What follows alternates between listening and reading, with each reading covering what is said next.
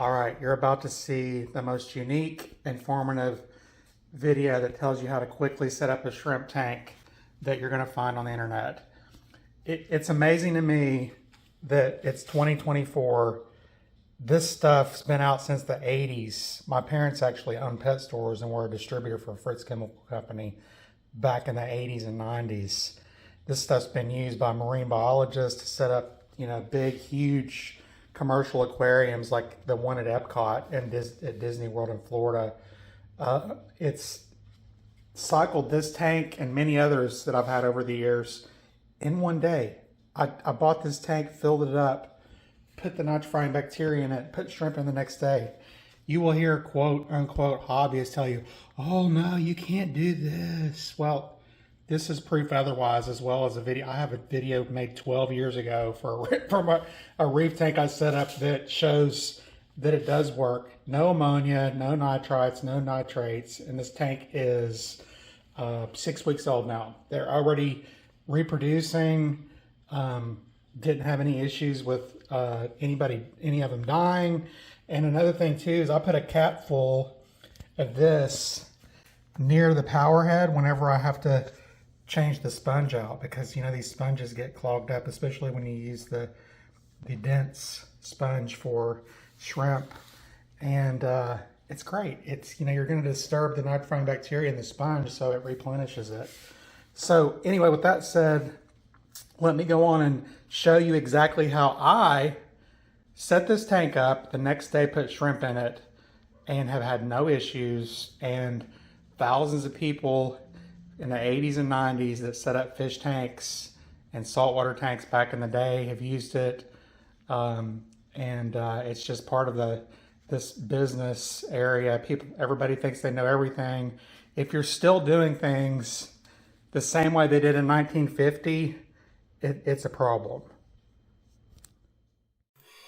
Hey everybody, it's Mike Bill. I decided to do a quick video, well not so quick, but it's going to give you a kind of a crash course, beginner course on how to set up your own shrimp tank. It's going to include all the products. I'm going to link them in the comments below to make it really easy for you. I bought all this stuff on Amazon, Temu, and a couple of other sources, and got some of these plants on eBay.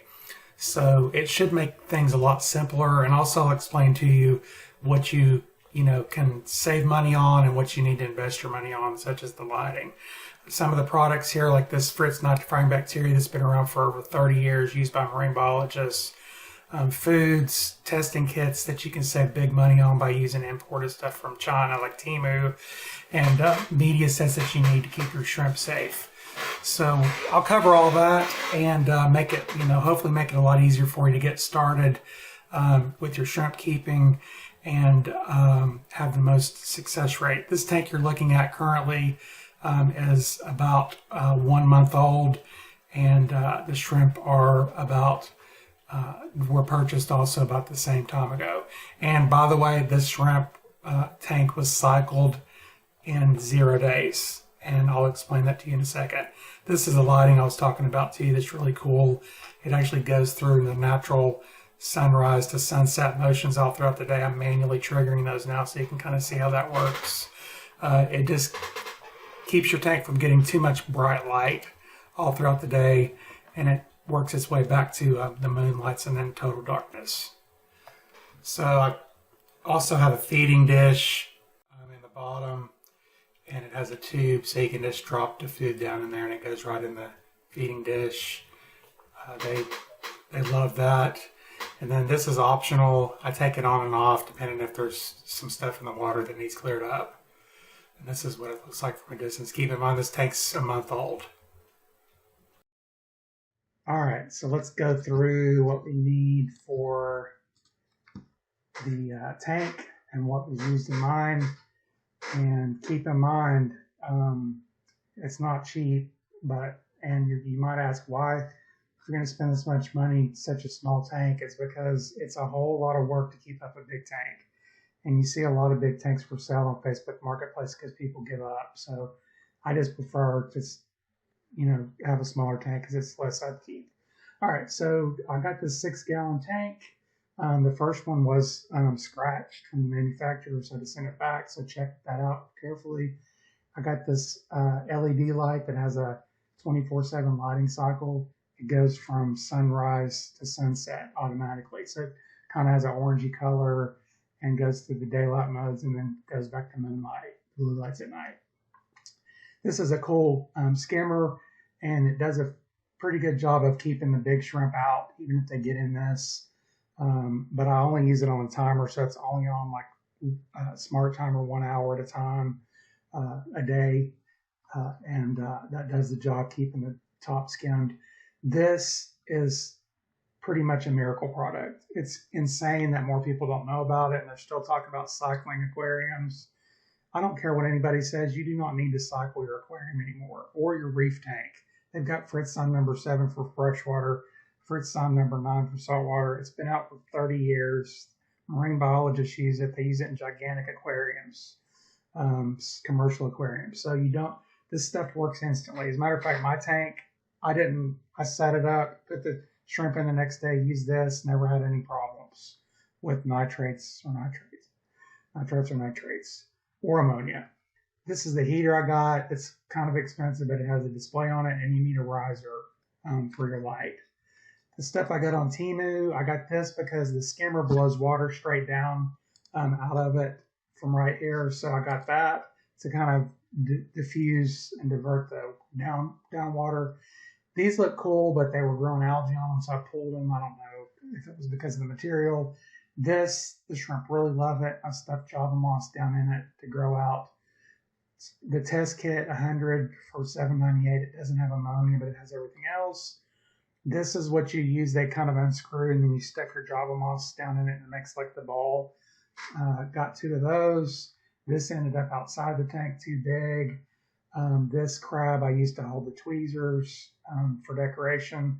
This is a mini magnet. It's really small. It's only like an inch and something square, but it's cool for a 6-gallon tank. This is a glass tube feeder. The food just drops down through and into the tube at the bottom. The shrimp love to eat out of that. Here's an ammonia test kit. I'll link all this stuff in the bottom.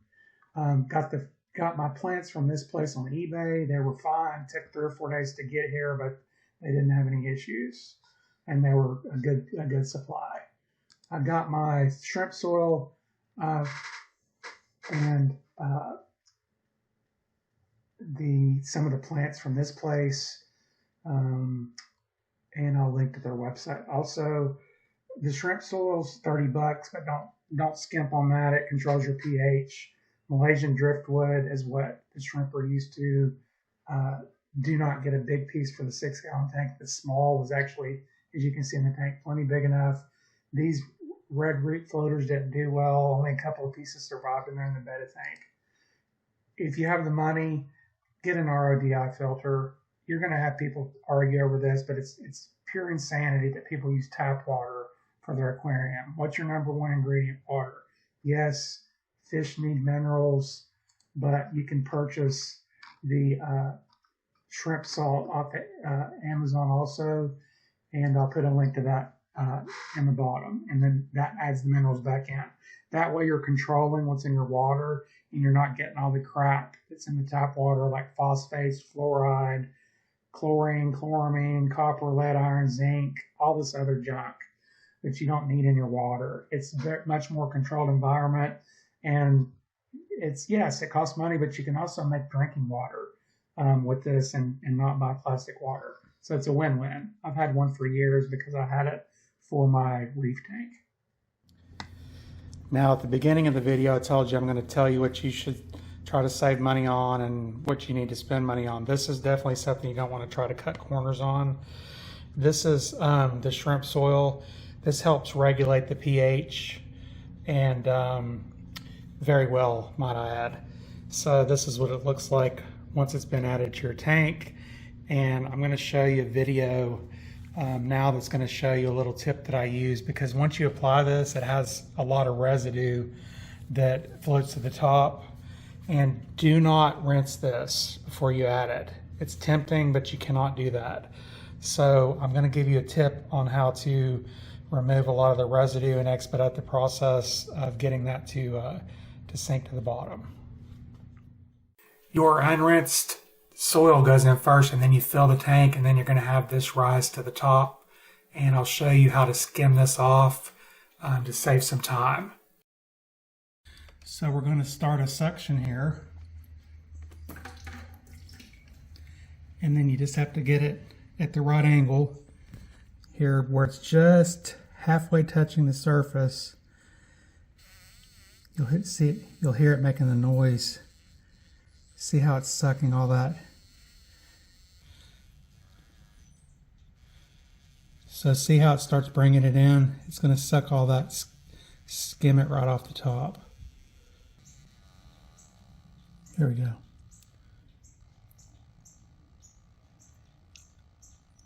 So it's going to skim all that right off the top of the water, so you don't have to wait for it to go down.